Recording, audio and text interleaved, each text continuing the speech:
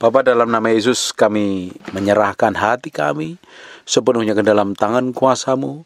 Biar Engkau sendiri yang pimpin hidup kami, buat kami mengerti kebenaran-Mu dan tetap berjalan dalam pusat kehendak-Mu sampai garis akhir kami. Engkau dapatin menjadi orang kesayangan-Mu, orang yang melakukan segenap kehendak-Mu, bisa berjalan seperti yang Kau mau dan menikmatin semua anugerah-Mu dan kemurahan-Mu. Roh Kudus bimbing dan pegang hati kami, pegang tangan kami setiap hari melangkah dalam kebenaran.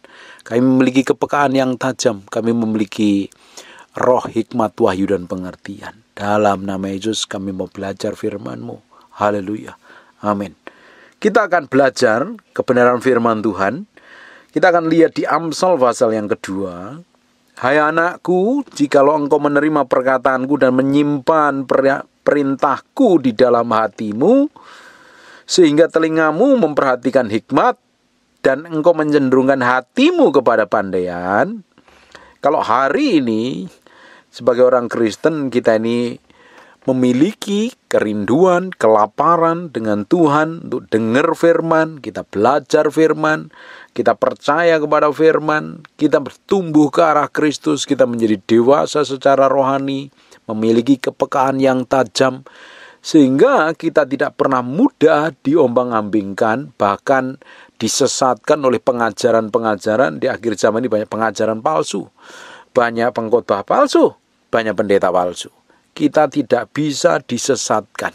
Hati kita semakin cintakan Tuhan, kita memiliki kehidupan yang jadi berkat. Keluargamu rukun, harmonis, kehidupanmu menjadi terang bagi banyak orang, dan hidupmu mencerminkan kemuliaan Tuhan. Tapi bayangkan ketika hidupmu hari ini sudah hanya sekedar ibadahnya hari Minggu toh, hari biasa tidak pernah belajar firman, nggak pernah merenungkan firman, nggak pernah dengerin pengajaran, dengerin khotbah di YouTube, media sosial. Terus kamu jalan maumu sendiri, kamu bertindak seenak perutmu sendiri, kamu bisa merasa paling benar, merasa paling aman di seluruh jagat raya. Padahal sebenarnya engkau adalah orang yang benar-benar terhilang secara perlahan. Nah, orang model kayak begini mudah sekali disesatkan. Apalagi saya perhatikan akhir zaman ini, setan udah tahu waktunya sudah sangat singkat sekali, dan dia pakai cara yang begitu halus, pakai cara model apapun juga namanya, dan tujuannya untuk menyesatkan orang percaya, dan sehingga mereka jauh dari kasih karunia Tuhan. Bayangkan kalau kita ini nggak ngerti firman, akan mudah tersesat. Saya lihat aja di media sosial, saya perhatikan banyak orang yang kelihatan ngomong firman, kelihatannya ngomong firman, cara pandangnya benar, ternyata dia nggak percaya Tuhan, yang disembah bukan Tuhan. Terus lihat dari kelakuannya, tindakannya tidak mencerminkan kehidupan. Nah, kita percaya sama orang begitu, ujungnya engkau akan tersesat jauh dari hadapan Tuhan. Makanya Alkitab jangan lupa engkau katakan kitab Taurat ini siang dan malam, merenungkannya. Di Mazmur 91 engkau harus duduk diam di dalam hadirat Tuhan, bergaul dengan Tuhan, bergaul dengan firman. Ketika kita memiliki sikap hati seperti itu, hidup kita semakin diubahkan. Semakin diubahkan, semakin diubahkan, dan semakin diubahkan. Hai anakku, jikalau engkau menerima perkataanku dan menyimpan perintahku di dalam hatimu. Alkitab katakan iman timbul dari pendengaran firman Kristus loh. Kamu dengar firman, nah hatimu percaya, dan firman itu begitu berkuasa mengubahkan hidupmu. Bapak Ibu bisa bayangkan, kalau yang kamu dengar adalah cara pandang dunia, kalau yang kamu ingat adalah filosofi dunia, bahkan yang filosofi yang kelihatannya benar, tapi kalau itu tidak benar di hadapan Tuhan, ya buat apa? Jangan sampai kita menjadi orang yang bodoh, yang mudah ditipu. Biasanya orang-orang yang mudah ditipu kan orang nggak ngerti firman sama sekali, nggak punya pengalaman dengan Tuhan, nggak pernah belajar firman. Saya beberapa bulan yang lalu ketemu dengan orang-orang yang hidupnya ngawur sekali. Ya memang pengetahuan firmannya dangkal sekali, dan ternyata banyak penyesatan. Itu pengajaran sesat mengataskan kitab Wahyu, tapi ternyata ujungnya nggak percaya Yesus Kristus dari Korea. Dan banyak sekali pengajaran yang aneh-aneh. Ya, kita nggak kuat di dalam firman, kamu akan mudah sekali tersesat, mudah sekali terombang-ambing. Bayangkan kalau engkau terombang-ambing, apa yang terjadi dengan hidupmu? Kacau, ruwet, berantakan semuanya. Hari ini kita mesti belajar ngerti firman. Dengar firman, kau simpan di dalam hatimu, sehingga telingamu memperhatikan hikmat dan hati mencenderungkan kepada kepandaian. Artinya, dan orang Kristen harus pinter loh. Ayat yang ketiga, ya, jikalau engkau berseru kepada pengertian dan menunjukkan suaramu kepada kepandaian. Jika engkau mencarinya seperti mencari perak dan mengejarnya seperti mengejar harta terpendam. Belajar firman itu penuh kesungguhan, tidak bisa sambil lalu. Bapak Ibu, engkau belajar firman dengan khotbah sambil lalu, sambil ini mana bisa masuk dalam hatimu. Kadang kita perlu belajar. Doa pun harus sungguh-sungguh di hadapan Tuhan kok. Belajar merenungkan firman Tuhan, belajar meditasi firman Tuhan. Sampai masuk ke dalaman hati Tuhan. Memiliki hubungan yang berbeda. Seperti mencari perak dan mengejar seperti mengejar harta terpendam. Ini penuh kesungguhan, ini nggak bisa sambil lalu. Kalau engkau berdoa sambil lalu, dengar firman sambil lalu, ya lihat aja apa yang terjadi. Nanti akan terbukti ketika engkau menghadapi masalah. Ketika engkau menghadapi tekanan, ketika engkau menghadapi himpitan, ketika engkau menghadapi persoalan, semua yang di dalam dirimu itu akan memancar keluar. Itu firman atau perbuatan daging. Semuanya akan terlihat jelas. Nah, hari ini kita mesti belajar naruh hati ini sepenuhnya di hadapan Tuhan. Jangan menjadi orang yang ngawur dan sembarangan yang ngerti apa-apa. Orang itu semakin ngerti firman, semakin memiliki hubungan intim dengan Tuhan, tidak banyak ngomong dia. Dia nggak mau banyak membual, dia nggak mau banyak ngomong kosong. Justru orang yang sering berkali berdebat dengan firman biasanya nggak menghidupin firman. Ketika seseorang menghidupin firman, dia nggak perlu banyak berdebat. Yang penting buahnya, yang penting dihidupin, kelakuannya akan mencerminkan seperti apa. Ketika orang berusaha memperdebatkan firman, sebenarnya dia mencari pembenarannya dirinya sendiri. Bapak Ibu, firman Tuhan itu nggak perlu diperdebatkan, firman Tuhan itu dilakukan dan dihidupin. Baru kita akan ngerti sepenuhnya di hadapan Tuhan. Baru kita akan semakin kuat ketika menghadapi tantangan, pencobaan, himpitan, dan persoalan. Manifestasinya adalah karakter Tuhan. Karena apa yang disimpan adalah kebenaran. Yohanes pasal yang ke-8 ayat yang ke-32, kebenaran yang kamu ketahui, kebenaran itu akan memerdekakan kamu.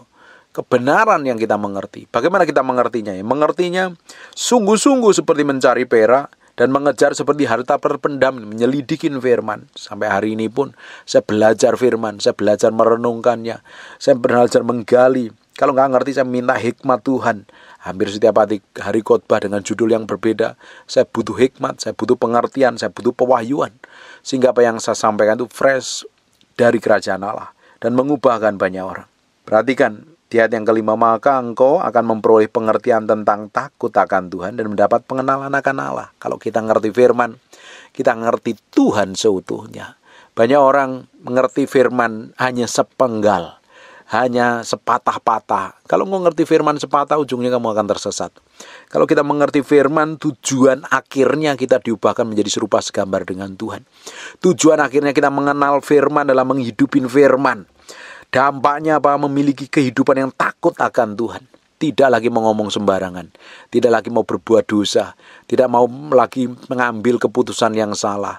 Yang dikejar hanya hidup nyenengin hati Tuhan. Memiliki respek dan hormat dan akan Tuhan. Di ujungnya apa? Dan mendapat pengenalan akan Allah. Ngalami Tuhan, kepenuhan secara penuh, pengenalan kita akan Kristus. Di kitab Efesus jelaskan bahwa Tuhan memberikan rasul, nabi, gembala, penginjil, guru, tujuan untuk memperlengkapi orang kudus. Diajar firman tuh, mengerti firman itu, supaya berubah gitu loh. Saya temukan banyak orang Kristen bodoh gak ngerti firman. Rajin ibadah bertahun-tahun tapi gak ngerti firman pakai ayat yang mana loh. Saya ngonselingin banyak orang dan ternyata mereka masih hidup dalam dosa. Mereka jerat-jerit seperti orang gak kenal Tuhan. Dan ternyata karena mereka gak ngerti firman. Kalau Bapak Ibu kok gak ngerti firman, kamu tidak akan tahu apa yang harus kamu perbuat, apa yang harus kamu putuskan, apa yang harus kamu lakukan. Bingung, jalan dengan mata tertutup, buta, telanjang. Dan ujungnya apa? Jadi sasaran empuk, dihabisin oleh setan. Engkau akan babak belur, tersandung, jatuh, tambah ruwet, tambah rumit. Kita mesti ngerti firman. Firman itu akan menerangi. Firmanmu adalah pelita bagi kakiku dan terang bagi jalanku kok. Itu firman akan menerangi jalan kita kok. Banyak orang Kristen gak mau belajar firman. Hidupnya tersandung-sandung. Hidupnya jatuh babak belur. Gak pernah berkemenangan. Karena apa? Gak tahu memutuskan seperti yang Tuhan mau. Semakin kita kenal Tuhan, semakin kita mendapat pengertian, pengenalan akan Tuhan. Semakin kita kejar Tuhan, semakin hidup kita takut akan Tuhan. Semakin kita renungkan firman, semakin kita hidupin firman. Di ujungnya apa? Hidup kita memberi dampak bagi banyak orang. Di ayat yang ke-6, karena Tuhanlah yang memberikan hikmat dan mulutnya datang pengetahuan dan kepandaian. Di ujungnya dari kita berjalan bersama Tuhan. Dalam kondisi apapun Tuhan berikan hikmat, pengertian, pewahyuan. Di ayat yang ke-7, ia menyediakan pertolongan bagi orang yang jujur, menjadi perisai bagi orang yang tidak bercela lakunya. Bayangkan, perjalananmu, hidupmu akan dibuat berhasil dan beruntung. Dan apa saja yang dikerjakan tanganmu, Tuhan akan buat berhasil.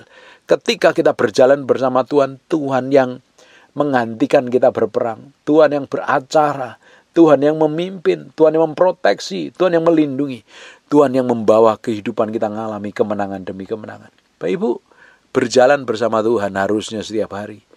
Ngikutin step by step berjalan bersama Tuhan. Mulai hari ini luangkan untuk belajar firman, ngerti firman. Belajar, dengar pengajaran. Jangan jadi orang Kristen hanya mingguan toh. KTP-mu Kristen tapi kamu gak ngerti firman. Kamu akan mudah disesatkan loh. Di akhir zaman seperti ini akan banyak orang ngomong seakan-akan ngomongannya benar, perkataannya benar, pakai kutip firman. Tapi lihat, di ujungnya mereka gak percaya Yesus Kristus sebagai Tuhan loh. Menyesatkan hidupmu semakin jauh dengan Tuhan. Hidupmu tambah ruwet, hidupmu tambah berantakan. Belajar firman.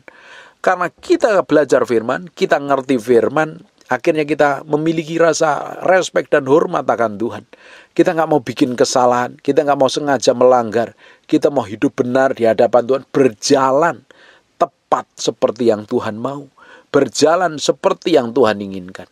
Kadang biaking, kadang ingin melakukan dosa, tapi karena kita ngerti firman, firman yang kita mengerti, firman itu akan memerdekakan kita. Nah, hari ini waktunya orang Kristen bertumbuh dewasa, berakar kuat di dalam Tuhan, tahu bertindak, bersikap seperti firman. Saya bersyukur ada orang-orang yang rajin dengerin apa yang saya sampaikan. Engkau harusnya bertumbuh ke arah Kristus. Engkau harus semakin dewasa di dalam Tuhan. Ketika engkau ngadapin masalah, engkau tahu bertindak seperti apa. Ketika menghadapi tekanan, engkau harus bersikap seperti apa.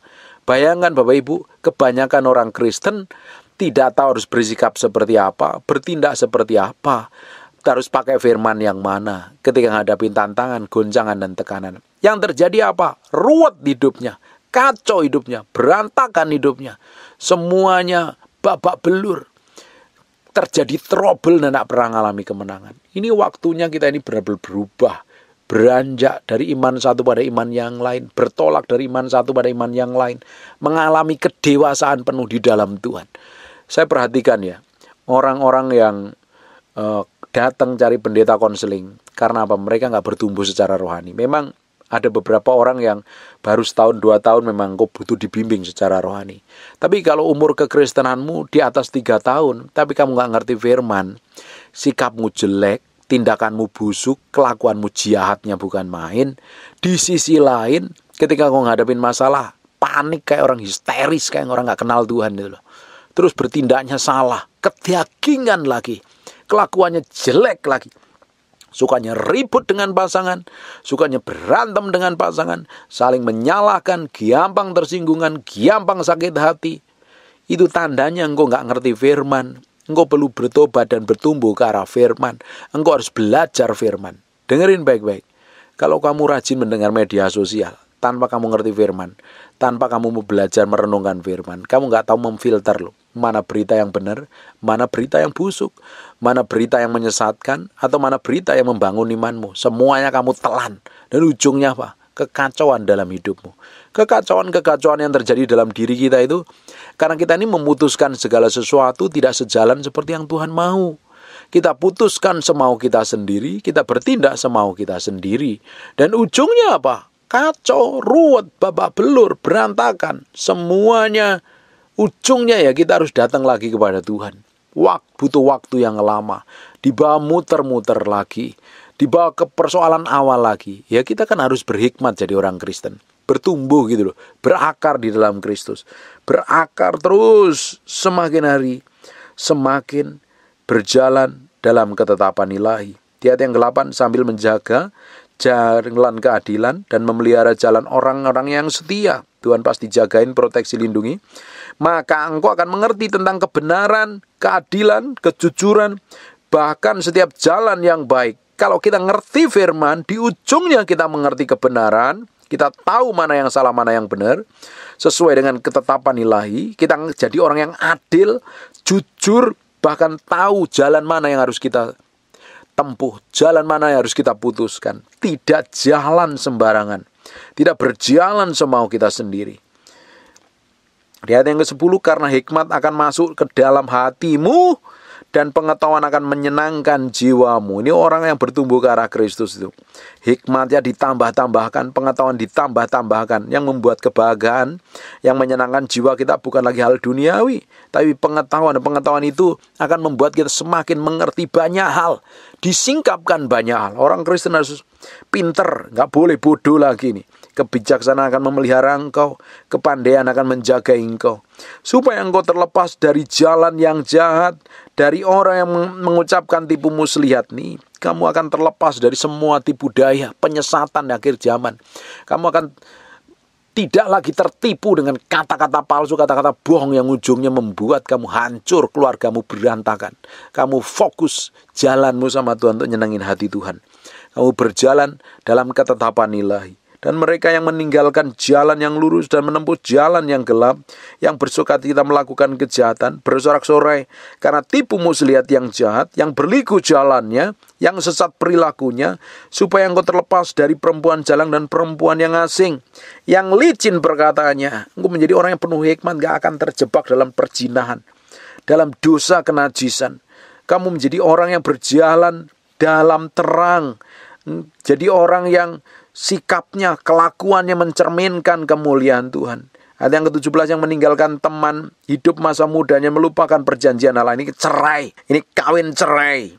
Memutuskan karena egonya. Karena apa? Nggak setia dengan teman hidup masa mudanya. Dan melupakan perjanjian Allahnya. Sesungguhnya rumahnya hilang tenggelam dalam maut.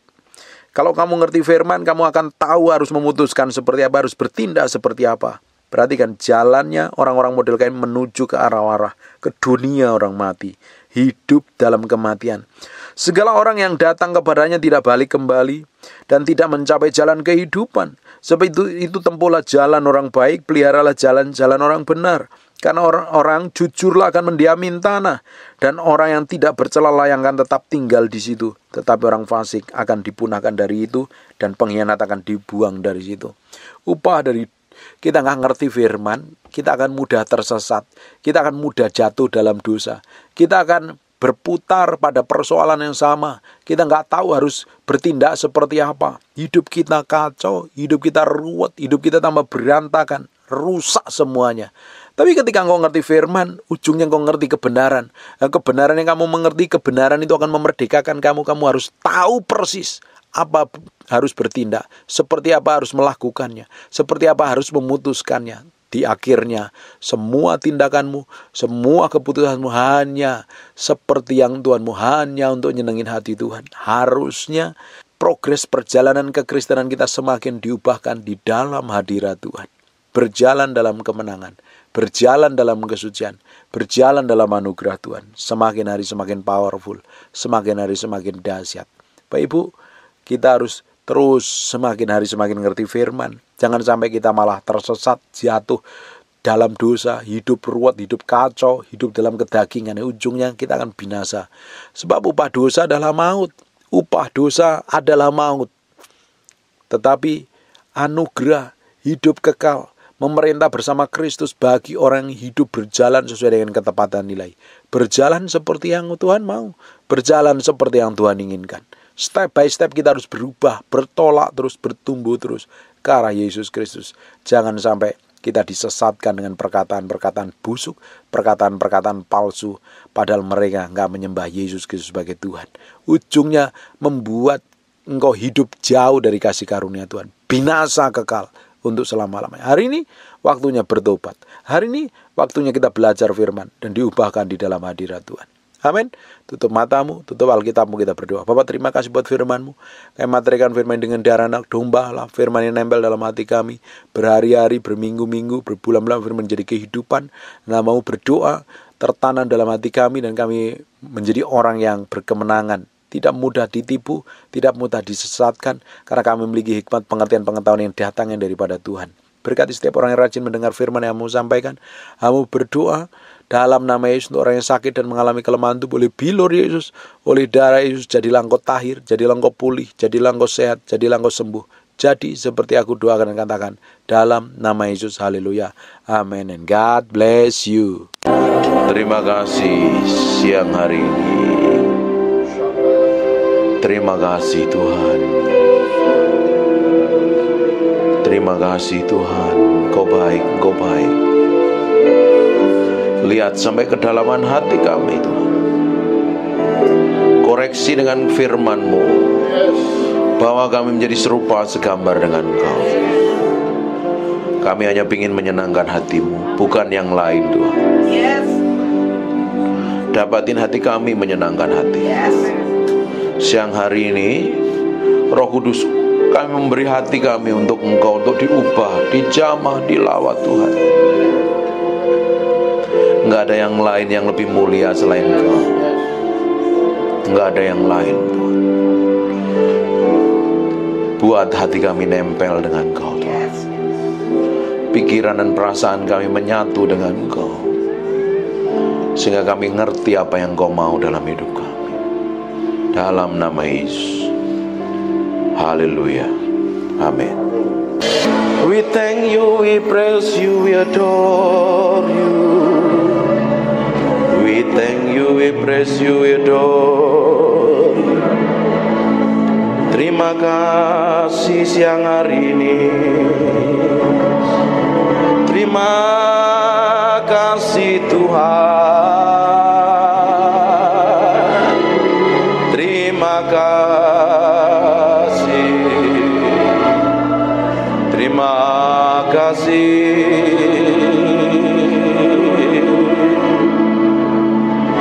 Di dalam hadirat-Mu kami diubahkan mengenal Engkau. Di dalam hadirat-Mu kami mencintai-Mu.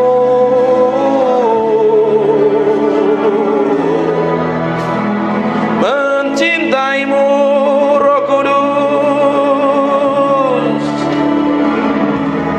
Roh Kudus.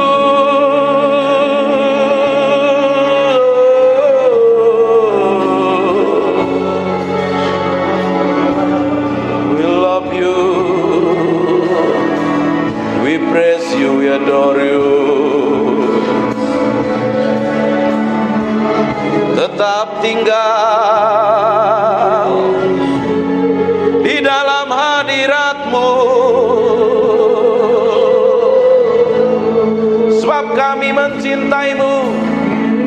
Oh Tuhan, Tuhan, Tuhan.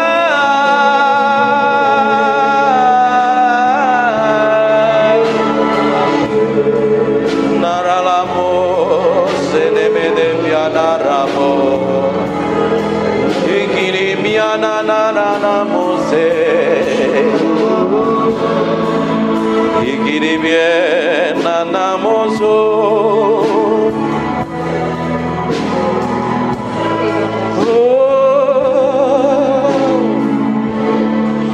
We praise you, we praise you, we praise you. We praise you, we praise you.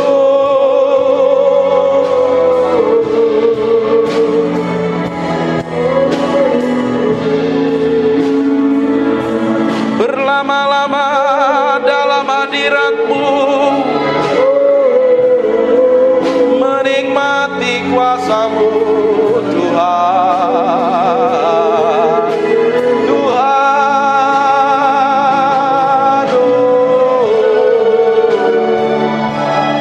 Vinananalamore, Bikinemiananaranamos. Terima kasih Tuhan. Biar roh hikmat wahyu turun di antara kami, menyingkapkan pribadimu yang ajaib, sehingga kami mengerti kehendak-Mu, berjalan dalam pusat hati-Mu, oh Tuhan. Siang hari ini urapi kami semua tanpa terkecuali. Kami adalah orang yang mencintai-Mu dan mengasihi-Mu.